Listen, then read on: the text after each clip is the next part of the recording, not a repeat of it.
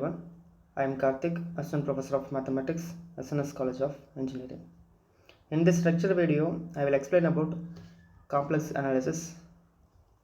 Okay. First, introduction to complex variables. Complex variables is a fascinating branch of mathematics. It deals with numbers that are a combination of real and imaginary parts. In this field, we explore the properties and behavior of these complex numbers. It is typically denoted by z equal to a plus bi, where a and b are real numbers and I is the imaginary unit. It is defined as I square equal to minus 1. Analytic functions in the complex plane. Analytic functions, also known as holomorphic functions, are central to complex analysis. These functions play a crucial role in various areas of mathematics and physics. An analytic function is a complex valued function of a complex variable that is differentiable at every point within its domain. Differentiability. An analytic function f of z is differentiable at a point z0 if its derivative exists at z0. And if the derivative is continuous in some neighborhood of z0, mathematically this is expressed as f dash of z0 equal to limit z tends to z0 f of z minus f of z0 divided by z minus z0 existing. Properties of analytic functions. First one, continuity. Analytic functions are continuous everywhere within their domain of definition. This follows from fact that differentiability implies continuity. Next, uniqueness. Analytic functions are uniquely determined by their values within a connected region. If two analytic functions agree on a non-empty open subset, then they must be identical throughout their common domain. Linearity. The sum, difference, and scalar multiple of analytic functions are also analytic. That is, if f of z and g of z are analytic in a domain D, then a into f of z plus b into g of z, where a and b are constants, is also analytic in D. Analytic continuation. Analytic function can often be extended beyond their initial domains. A function that is analytic in a region, we can often find a larger region in which the function remains analytic. Then the process is known as analytic continuation. Cauchy-Riemann conditions. The Cauchy-Riemann conditions are a set of partial differential equations that must be satisfied by the real and imaginary parts of a complex valued function in order for that function to be analytic.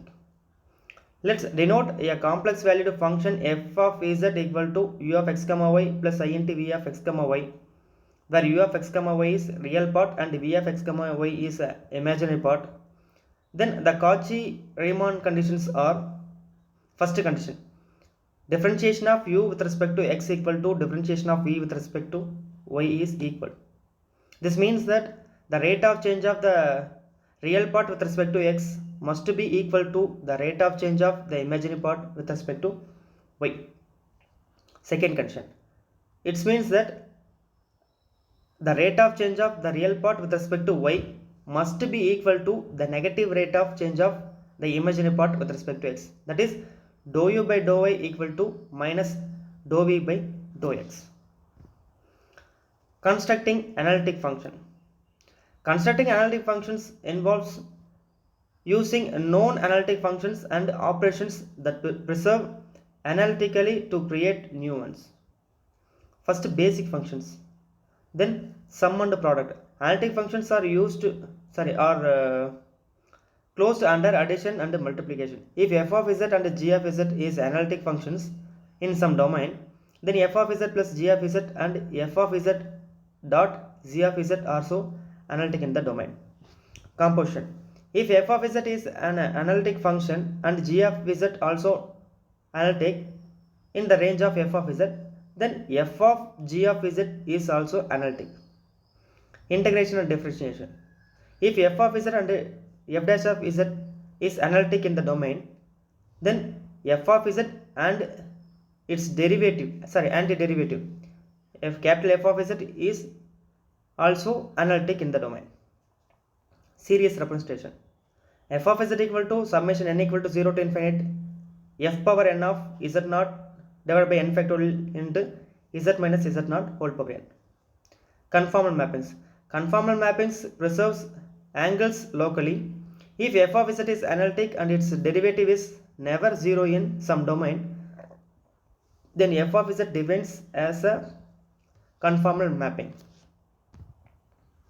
Suitable images for analytic function. First one, contour plots. Contour plots are two-dimensional representation that show curves of constant real or imaginary parts. These plots provide insight into the behavior of the function and its sets. Then surface plots. Surface plots show the three-dimensional structure of the real and imaginary parts of the function over region in the complex plane. Vector fields. Vector fields represents the gradient of the real or imaginary part of the function as arrows in the complex plane. Polar plots. Polar plots represents the modulus and argument of the function in the polar coordinates. The modulus is typically represented as the distance from the origin. Visualization of analytic function. Visualizing analytic functions can provide insight into their behavior of complex plane. Let us consider a few common techniques for visualizing the analytic function. First one is contour plots, second surface plots, then vector plots, then polar plots, and domain coloring. To create this visualization, you can use software such as MATLAB, Python, etc. Applications of analytic functions.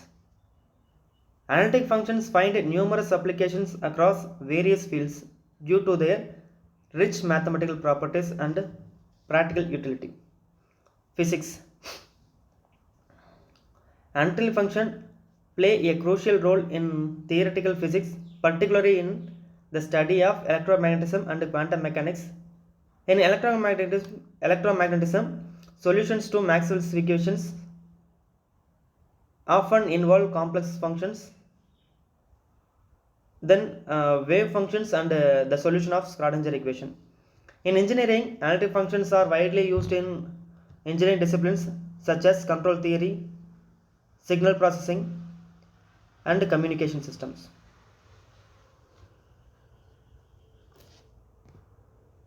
Challenges in constructing analytic functions. Constructing analytic functions can be both integrating and challenging due to the various factors. Here are some the key challenges are satisfying the Cauchy-Riemann conditions, then complexity of the domain, preservation of analyticity, finding suitable representations, boundary conditions, then numerical approximations, and singularities. Thank you.